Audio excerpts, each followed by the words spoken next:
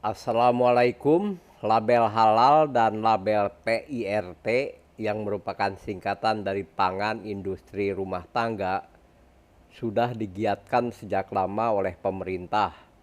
Tujuannya tentu untuk menjamin kehalalan ketika dimakan dan kesehatannya.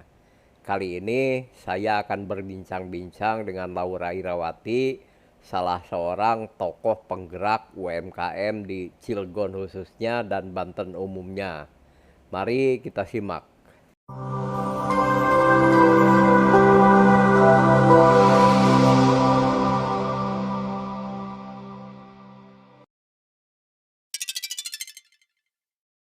Bu, podcast Bu, gaya Deddy Corbuzier. Bu Laura, kenapa sih harus dipasangin label kalau makanan haram, halal, label halal? Jadi begini, hidup itu pilihan. Ya. Kita ingin hidup sehat atau tidak sehat. Nah, kita tuh dilindungi oleh pemerintah melalui adanya kewajiban untuk melihat produk itu halal atau tidak. Tidak esensial jawabannya. Gitu kan kalau Deddy Corbuzier kan langsung gitu ya. Jadi yang esensi itu sebetulnya karena tadinya banyak orang berbohong, Bu. Iya, betul. Jadi dulu makanan-makanan yang dijual nenek saya, kakek saya, buyut saya itu nggak ada yang dipasangin label halal. Iya. Tapi ketika terseleksi ada tetangganya yang menggunakan anu, timbul rasa tidak percaya. Nah setelah itu diberlakukan aturan kalau makanan harus dilabel halal. Yes. Karena kalau dari luar terlihatnya semuanya halal, Pak. Iya. Tapi saat kemudian lihat prosesnya, mungkin minyaknya itu bukan minyak yang mengandung lemak itu, gitu kan, B2B, gitu kan. Nah, yeah. Karena kita nggak bisa melihat prosesnya secara keseluruhan. Nah, itu tugasnya pemerintah, gitu kan. Bagaimana di label dengan halal. Bu, kembali ke pelabelan ya, Bu. Label, siapa? Ya, pelabelan atau labeling gitu ya. Yes. Berapa Bu harganya sekali nge-label? Kalau yang standar, yang umum, dia 2,5 juta untuk UMKM. Mahal? Ya, mahal untuk UMKM. Nah, makanya perlu ada sinergi dengan dengan akademisi, sinergi dengan BUMN, agar UMKM yang memang membutuhkan trust, membutuhkan kepercayaan dari para calon pembeli terhadap produknya, itu bisa terbantu. Nah, ini makanya diharapkan peran dari pemerintah termasuk dengan sinergi industri, ini penting. Bagaimana agar bisa membantu UMKM yang dituntut masyarakat dan calon pembeli untuk punya label halal di produknya, itu bisa terpenuhi. Bu, minimal syarat sebuah produk itu untuk disebut berkualitas berapa label, Bu? Satu label halal Dan PIRT. PIRT apa itu? Pangan industri rumah tangga. Kita mengeluarkan dari Dinkes, Pak. Jadi Iya. ada untuk PIRT juga perlu perjuangan UMKM. Oh gitu. Sana kalau nggak salah kan 2 juta, cuma alhamdulillahnya kalau untuk Cilegon ini karena wali kotanya esak gitunya ke UMKM, jadi ada bantuan untuk UMKM untuk PIRT. Itu kalau nggak salah ada dari dinas UMK dan koperasi, dinas Indah ya, itu dan Dinkes juga. 3 dinas ini yang membantu ada bantuan untuk UMKM yang membutuhkan legalitas PIRT. Cuma kadang-kadang UMKM-nya belum siap, Pak. Ya. Ada yang tempat produksinya dekat kamar mandi, itu nggak bisa gitu loh. Nah itu akhirnya prosesnya lama untuk bisa diakses. Pertanyaan susulannya bagaimana caranya agar UMKM tersebut siap? Nah perlu ada pembinaan itu tadi. Jadi kayak misalnya Bapak makasih ya, pisangnya bagus banget. Masalahnya kan lagi ngobrol, jadi kan omongannya banyak. Oh iya. Harus tambah lancar. Lancar. Jadi seperti pisang. Orang bikin keripik pisang. Hobi masak. Bikinlah kemudian produk pisang.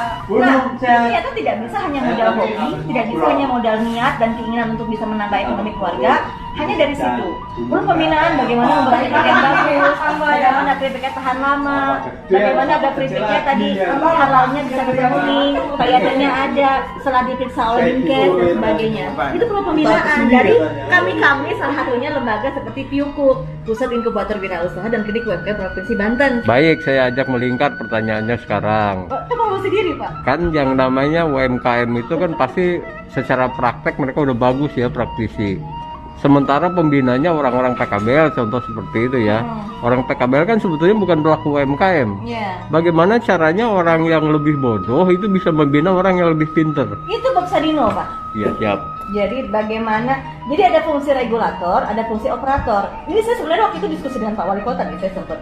Beliau bilang, Blora pembina UMKM, tapi produk Blora sepatunya mana? Saya bilang, saya punya sepatu tapi saya tidak prioritaskan. Saya jadikan sebagai program sekunder, tersier saya bilang.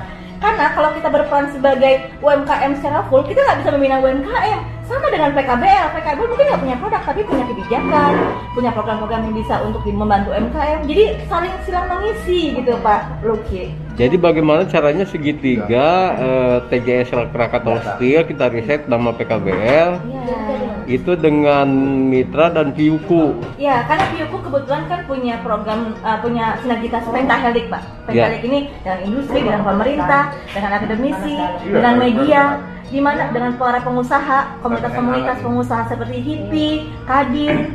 Nah ini kami membentuk sebuah jaringan di mana ujungnya, hilirnya, kan kalau UMKM punya produk bisa bikin bagus, tapi kalau nggak bisa menjual, akhirnya dia drop juga Pak.